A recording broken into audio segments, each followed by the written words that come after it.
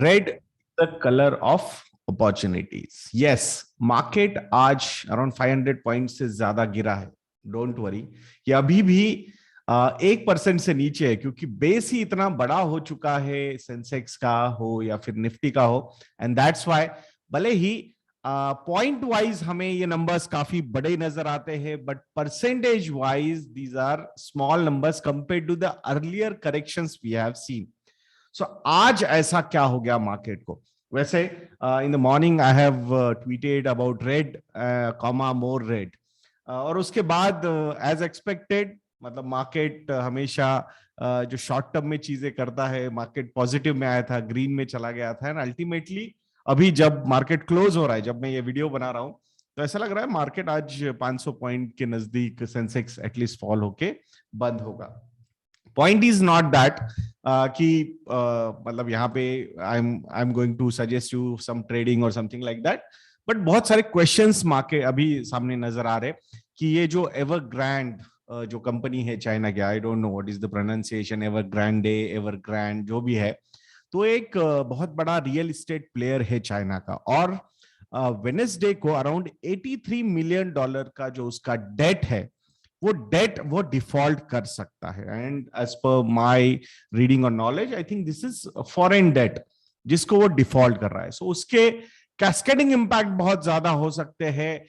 Few people are comparing this particular crisis, this real estate company's fall with Lehman crisis, जो मुझे थोड़ा सा extrapolation यहां पे नजर आ रहा है। दो शॉर्ट टर्म में उसका इंपैक्ट उन सेक्टर्स पे काफी हो सकता है जो चाइना से, जहां पे चाइना की इकोनॉमिक एक्टिविटी की डिपेंडेंस ज्यादा होती है। और वो कौन से सेक्टर्स है?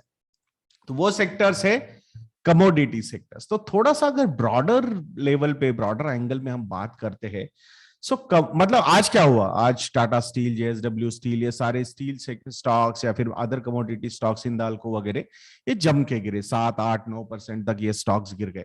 अच्छा, वैसे कंप्लेन करनी चाहिए क्या सही में? मतलब अगर ये स्टॉक्स की अगर हम रैली देखेंगे लास्ट 1 ईयर की, तो सही में ये कंप्लेन करने जैसी चीज है क्या? बट आई थिंक स्टिल लोगों को लगता है कि because a lot of people were talking about steel cycle as a super cycle, और ये सुपर साइकिल जो होती है वो काफी लंबे समय के लिए चलने वाली है। आप लोगों को याद होगा ना, एक टिपिकल डायलॉग होता है, दिस टाइम इट्स डिफरेंट। तो वही एनालिसिस फिर से एक बार किया गया, और अब जब ये एवरग्रैंडे कंपनी जो है, जो रियल एस्टेट प्लेयर है, उसका जो सिनारियो सामने आ रहा है, उसका मतलब यह है कि चाइना में जो हाउसिंग सेक्टर है उस पर बहुत ज्यादा बड़ा इंपैक्ट हो सकता है। सो वहां पे काफी बड़ा स्लो डाउन आ सकता है, ऐसी बातें हो रही है। और अगर स्लो डाउन आता है, इकोनॉमिक स्लो डाउन अगर आता है, तो फिर सबसे ज्यादा जो इंपैक्ट होगा वो हाउसिंग सेक्टर पे होगा। और हाउसिंग सेक्टर में कमोडिटीज का जो प्ले है, फिर वो स्पेसिफिकली स्टील के बारे में अगर हम बात करेंगे तो उस पे इंपैक्ट होगा। और जब हमने स्टील सेक्टर के बारे में बात की थी, तो वहां पे लास्ट 1 ईयर में जो स्टील सेक्टर में स्टील स्टॉक्स के जो प्राइसेस बढ़े थे, उसके पीछे के रीजंस थे ह्यूज डिमांड फ्रॉम चाइना। तो चाइना जो एक नेट एक्सपोर्टर होता था स्टील में, वो आज या फिर लास्ट 12 महीनों में वो नेट इंपोर्टर बन चुका था। अब क्यों इतना ज्यादा स्टील कंज्यूम किया, ये तो मतलब क्लोज्ड कंट्री है, we are not in a position to access the data कि क्या हो रहा है वहां पे एग्जैक्टली। एंड दैट्स वाई ये जो चीजें हैं कि जो एक ये शॉर्ट टर्म में ही थी, ऐसा मुझे नजर आ रहा था। और उसका उसी के लिए मतलब ये ऐसे रिएक्शंस जो आएंगे स्टॉक्स पे, वो इसीलिए आएंगे क्योंकि बहुत ज्यादा एक्सपेक्टेशंस बिल्ड हो जाती है किसी पर्टिकुलर कंपनी के लिए, तब ये हरकतें हो सकती है।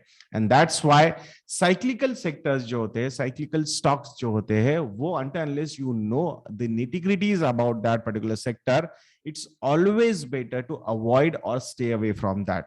Joy of missing out should be more important in these cases rather than fear of missing out. So I think वही यहाँ पे प्ले आउट हो रहा है, ऐसा हमें लगता है। अब जो इसको सही में लेमन क्राइसिस के साथ कंपेयर करना चाहिए क्या? तो मुझे लगता है नहीं। ये जो पर्टिकुलर फैक्टर है, उसको हम लेमन क्राइसिस के साथ कंपेयर नहीं कर सकते। एक तो ये कम्युनिस्ट गवर्नमेंट है चाइना में, तो ये आउट ऑफ द प्रोपोर्शन जाने नहीं देंगे। तो that's the difference between capitalist and communist ना।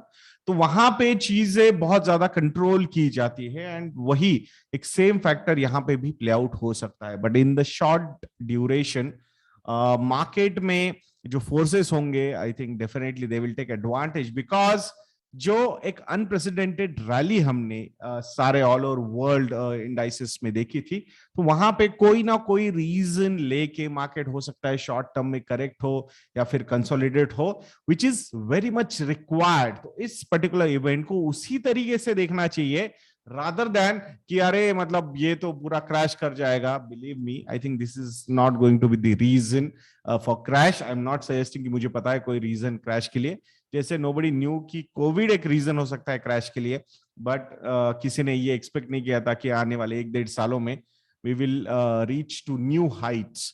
तो ये भी चीज हमने समझनी चाहिए। अच्छा, मार्केट ने आज फॉल हुआ है, बट इसके बीच में आपने कुछ चीजें देखी क्या? कुछ डिफेंसिव सेक्टर्स, कुछ अंडर परफॉर्मिंग सेक्टर्स वो वापस परफॉर्म करना शुरू हो चुके हैं। आप लोगों ने देखा होगा आईटीसी के बारे में, एचयूएल के बारे में भी आज काफी अच्छी चीजें हुई है। और अगर हम रिलायंस इंडस्ट्रीज के बारे में भी बात करते हैं, तो एक स्लगिश फेज के बाद वापस उसमें कुछ इंटरेस्ट वापस आना शुरू हो चुका है। सो नॉट सजेस्टिंग कि मतलब ये मोमेंटम है एंड इसमें जाइए, बट आई दैट्स हाउ कि मार्केट्स अपने नए पीक्स पे जा सकता है। आई स्टिल फील एक ऐसा सेक्टर है बैंकिंग सेक्टर जिसने कुछ कंट्रीब्यूशन नहीं किया है। लास्ट जो रैली हुई है 3-4 हजार पॉइंट की निफ्टी में, या फिर 3,000 पॉइंट की स्पेसिफिकली, या फिर अगर हम सेंसेक्स की बात करेंगे, जो 4-6-7 हजार की रैली हमने देखी है, उसमें बैंकिंग सेक्टर ने उतना ज्यादा कंट्रीब्यूशन नहीं किया है, और वो सेक्टर का 52 वीक हाई जस्ट टच हुआ है। जबकि जो सेंसेक्स एंड निफ्टी है वो बहुत बार अपने ऑल टाइम हाइज को टच कर चुके हैं इन बिटवीन। सो इसीलिए I think interesting times are going to be ahead. So मुझे लगता है opportunities will keep on coming. A staggered way of investment approach is going to be quite useful. दोस्तों, मैं आशा करता हूं कि ये छोटा सा वीडियो आपको अच्छा लगा होगा। आज मार्केट गिरा है, सो रेड कलर है, एंड दैट्स व्हाई रेड ये प्रोमो कोड अगर आप हमारी वेबसाइट पे यूज करोगे, तो कहाँ पे क्या एलोकेशन लेने हैं, कौन से स्टॉक्स में या फिर कौन से म्यूचुअल फंड्स में, आपके रिस्क प्रोफाइल के हिसाब से ये सारी चीजें आपको हमारे मॉडल पोर्टफोलियोज में मिल सकती है। रेड ये प्रोमो कोड यूज कीजिए और 30% का डिस्काउंट आपको हमारी वेबसाइट investindia.in पे मिल सकता है। मैं आशा करूंगा आप investindia.in को जरूर विजिट करेंगे। तो ऐसे वीडियोस के लिए चैनल पे बने रहिए, और नेक्स्ट वीडियो तक के लिए मुझे आज्ञा दीजिए दोस्तों। जय हिंद।